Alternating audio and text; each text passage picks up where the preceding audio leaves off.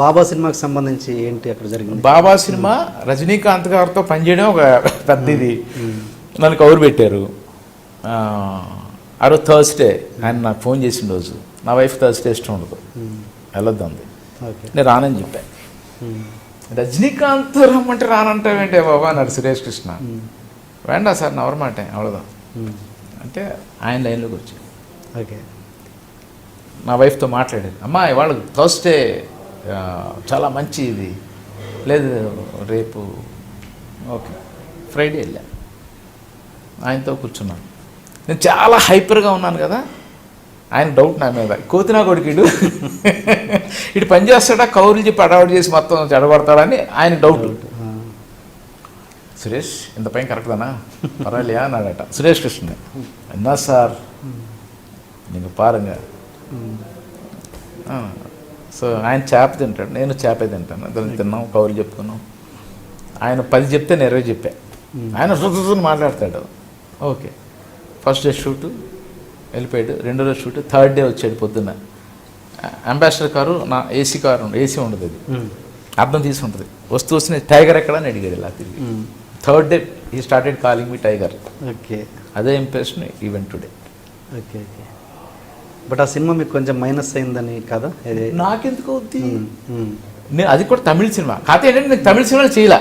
తర్వాత కేఎస్ రవికుమార్ రమ్మని అడిగాడు, బాలా రమ్మని అడిగాడు, డైరెక్టర్ బాలా. నేను అలా ఎందుకంటే నాకు ఎందుకో నాన్ సింక్. ఎందుకు ఎక్కడ నాన్ సింక్? ఏంటి నాన్ సింక్ అంటే, ఆ సినిమాకి వెళ్ళినప్పుడు నాకు ఒక యూనిట్ ఉంది, నా ఓన్ యూనిట్ కాదు, నేను పనిచేసే వర్కర్స్. నేను ఒక 5 లైట్ మ్యాన్ని క్రేన్ ఒక 5 క్రేన్ ఇక్కడికి తీసుకెళ్ళాలి హైదరాబాద్ నుంచి. అక్కడ బాలచంద్ర గారు, అక్కడ అసోసియేషన్, ఈ మా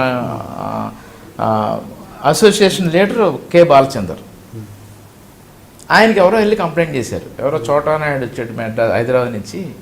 డామినేషన్ బై చెన్నై కదా, ఫిల్మ్ డామినేషన్ బై చెన్నై, అందరం పుట్టింది అక్కడి నుంచి కదా. ఇలాగ అక్కడి నుంచి మనుషులు తెచ్చుకున్నాడు. వాళ్ళు వచ్చి యూనియన్ ఫెడరేషన్ వాళ్ళందరూ వచ్చారు లొకేషన్కి. వస్తే నా దగ్గరికి వచ్చారు. వచ్చి సార్ ఇలా ఇంతమంది ఉన్నారు, ఉంచుకొని పంపించండి అన్నాడు. నేను పంపను, నీకు దిక్కుంటాడు చెప్పుకో అని చెప్పాను. ఐ డోంట్ కేర్, మీరెవరు నాకు చెప్పడానికి. ఏంటి చోట ఏంటి అన్నాడు ఆయన రజనీకాంత్. ఇలా అన్నాడు. ఏమన్నా అన్నాడు, దొబ్బేమన్నాను. పర్ఫెక్ట్ అన్నాడు ఆయన. వెళ్ళిపోయారు. వెళ్ళిపోయాక బాలచంద్రకి వెళ్ళి చెప్పుకున్నారు వీళ్ళు, కె బాలచంద్ర గారికి. ఆయన శిష్యుడు సురేష్ కృష్ణ. సురేష్ కృష్ణకి వచ్చి కంప్లైంట్ చేశాడు ఆయన, మీ కెమెరామెన్ చాలా రూడ్గా మాట్లాడుతున్నాడట. అక్కడి నుంచి మనుషులు ఇక్కడ ఉన్నారు కదా, నేను పట్టుకెళ్ళింది ఇక్కడి నుంచి 11 మందిని, ఇంకో 20 మంది అక్కడ పనిచేస్తున్నారు. మీ కెమెరామెన్కి నేను అడిగాను, నాకు సమాధానం కావాలి, పంపుతాడా పంపడా అని కౌరు పెట్టాడు ఆయన. ఎప్పా ఒక 5 minutes వా అని తీసుకెళ్ళి సురేష్ కృష్ణ నా క్యారవాన్లో కూర్చోబెట్టి, గురు ఫోన్ చేశాడు, ఇది పెద్ద ఇష్యూ చేస్తున్నారు, ఏం చేద్దాం, ఫోన్ కలుపుతాను, నేను మాట్లాడతాను. అయ్యో నువ్వు వేరే నాకు చెప్పు, నేను చెప్తాను, నేను పంపించేస్తా. హైదరాబాద్లో 30 షూటింగ్లు జరుగుతున్నాయి. 30లోనూ 10 మంది తమిళ కెమెరాలు పనిచేస్తున్నారు. ప్రతి కెమెరామెన్కి 10 మంది లైట్ మ్యాన్లు మెడ్రాస్ నుంచి వచ్చి పనిచేస్తున్నారు. అంటే 10 × 10 100. నేను తెచ్చింది 11. ఈ 11 మంది నేను పంపించేసి నెక్స్ట్ మినిట్ 100 మంది అక్కడి నుంచి వచ్చేస్తారు.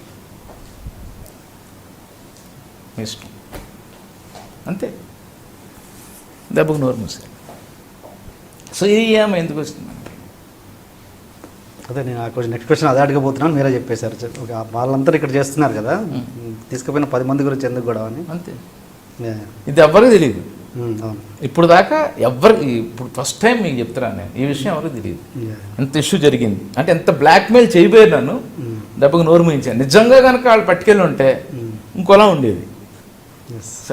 సో క్రియేటివిటీ ఇది. మనందరం ఎక్కడికన్నా వెళ్ళి బతకొచ్చు. మనం రూల్ చేయడానికి వాళ్ళు ఎవరు? ఇప్పుడు ఇంతమంది పని చేస్తున్నారు. ఇప్పుడు ఇక్కడ మనం ఎవరన్నా అంటున్నామా? నేనే వెళ్ళి గుడ్ లక్ నాన్న, బాగా చేయి, కీప్ ఇట్ అప్ అని చెప్తా, బ్లెస్ చేసి వస్తా. ఏదైనా ఓపెనింగ్కి వెళ్ళి ఒక తమిళ కెమెరామెన్ కనిపించినా ఇది చేసిన సంతోష్ శివన్ ఇక్కడ షూటింగ్కి వస్తే ముందు నాకు ఫోన్ చేస్తాడు, చోట I'm coming there, please take care of me, I'm worried about my light man's and all, please అంటాడు. రవికే చందన్ ఇక్కడికి వచ్చే ముందు నాకు ఫోన్ చేసి వస్తాడు. అది నా రిలేషన్ టువర్డ్స్ సినిమా. కేవలం అదే కారణమా తమిళ్లో మీరు మళ్ళీ చేయకపోవడానికి? నేను ఐఎమ్ వెరీ బిజీ. నాకు ఇక్కడ చిరంజీవి గారితో నేను కంటిన్యూస్గా ట్రావెల్ చేస్తున్నాను, టైం లేదు. And I'm very comfort. నాకు ఎక్కువ భాషాభిమానం, నాకు ఎక్కువ ఒకలాంటి ఇది అది